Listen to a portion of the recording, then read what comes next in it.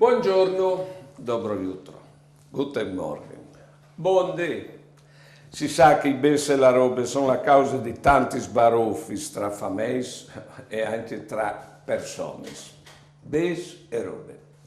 Perché sono cause di baruffi? Perché i bens e la robe sono più importanti dalla persona che si è in rapporto con lei, alle che è il fatto. Se invece i bens e la robe servissero in rapporto e diventano robe grandi, proprio i bens e la robe. Provate a pensare tra innamorati. Allora lui regala i rinchini, si regala un braccialetto.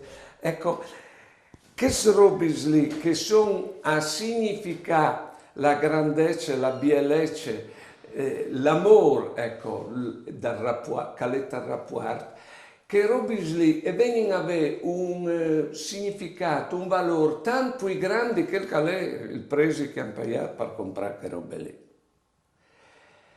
Perché è il significato è quello del rapporto. E difatti, quando il rapporto si rompe, in che volte si torna in la roba, perché non ha più il valore che sono robe lì. Bisogna allora, bece robe e hanno valore se servissero il rapporto. Buone giornate e buone vite.